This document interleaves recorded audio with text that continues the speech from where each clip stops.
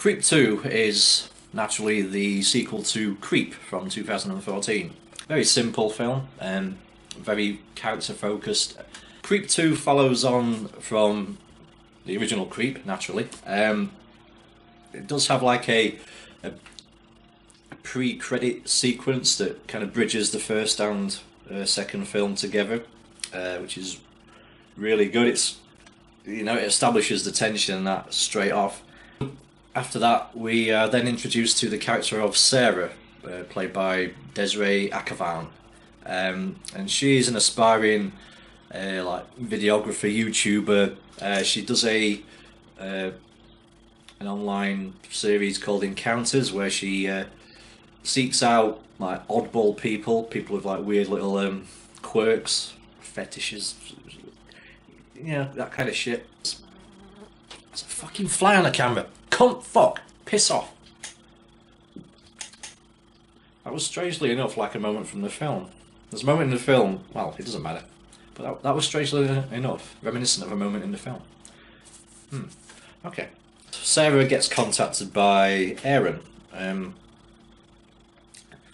and he basically straight up tells her that he's a serial killer.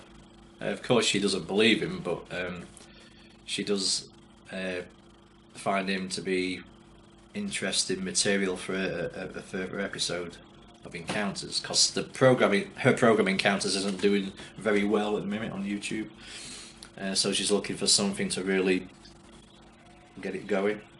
Aaron's in the midst of a midlife crisis and has lost his lust for murder. I believe he initially wants to make a documentary with Sarah about his life story. I don't know if this is like to try and rekindle his passion for killing or whatnot, but it doesn't end up planning out, and he just slumps into this major depression because what he sees as the purposes of his life, i.e. killing, is gone. He's lost a passion for it. So Sarah, in desperation to get a good episode of Encounters, she kind of starts subtly manipulating him and trying to trigger reactions in him to awaken the beast again, if you want. But Aaron himself, or Creep, whichever you want to call him, it's like him and Sarah kind of bond, and she sees him as maybe a bit of a sad individual, a bit pathetic. Aaron is played by Mark Duplass. He shares information about himself periodically throughout the film, but you never know what's real and what's not. Some of the things he's volunteering about himself could be true. There's one point where he kind of tells Sarah the story of how he became a killer, almost like it's like an origin story, and you're wondering how much is that true, or what. You cannot trust this dude because he is crazy. I don't know if he kind of falls a bit in love with her, because like I say, you never know his true intentions, his true feelings, or whatever, how his fucking mind works. But they do bond. Of course, Sarah doesn't believe that he's a serial killer, but she just sees him as maybe a sympathetic figure, which as an audience member you kind of do as well, to a degree. He's a really fucking crazy, fucked up dude. But there are points where he comes off as, I can't say endearing, but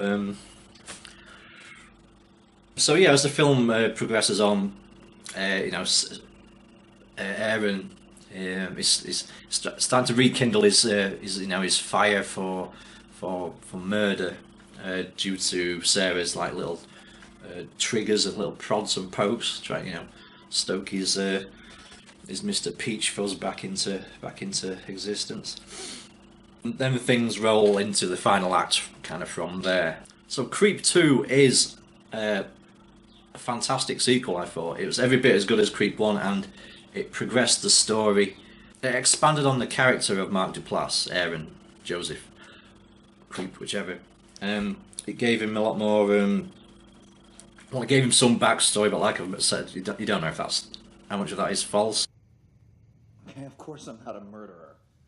Am I a sociopathic, pathological liar who is completely disconnected from the world and people? Yes. But Mark Duplass, again, is, as he was in the first one, is a wonderfully sinister character. You know, very unpredictable, very well, totally unstable, kind of charismatic, kind of. I said not endearing, but maybe slightly kind of charismatic, endearing, disarming, maybe, yeah. But you never know. He can like, you never know what's going on behind there, and it's wonderfully fucking. As you're on the edge of your seat. Well, not on the edge of yeah. The tension's there throughout the film, as Sarah and Aaron interact with one another, because the character of Sarah herself, she's when I first watched this, I was like thinking, oh, how stable is she? I mean, she's fucking. I mean, she does go to some lengths to trigger Aaron's sight, you know. How do you feel? I feel like...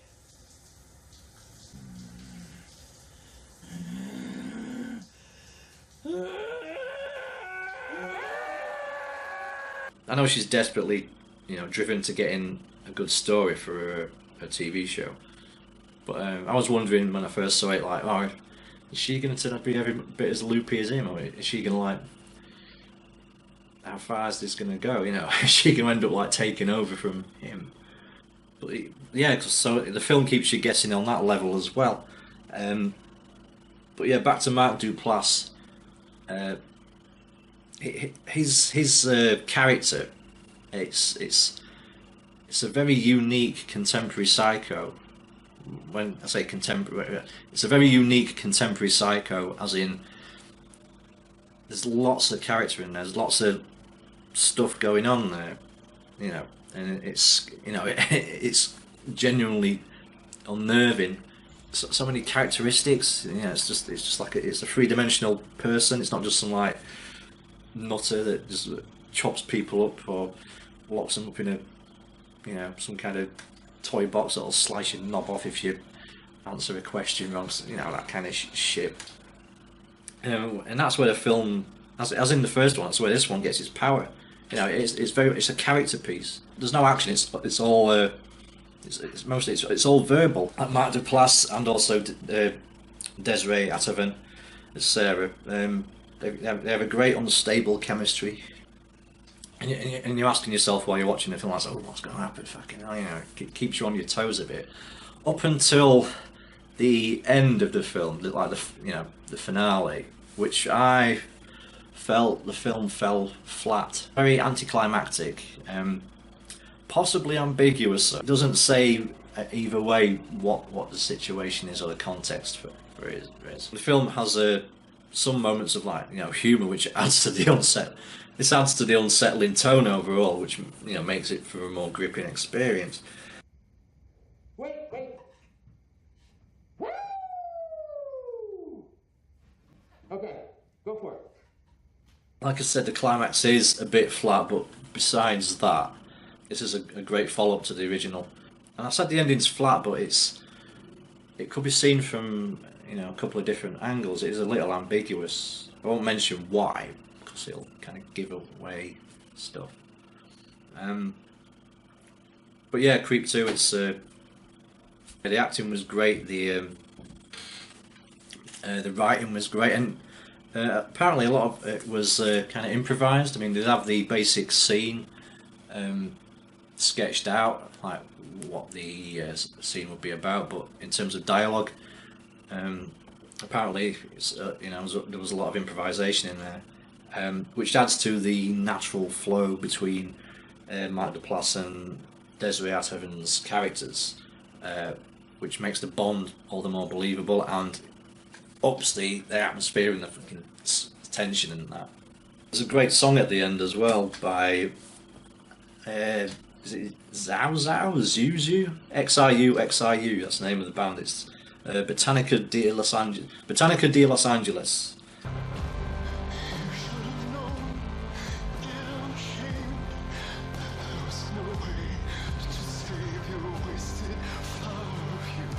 that was a great piece of music, and it really kind of captured the part of the essence of what the film was about and the tone of it, kind of.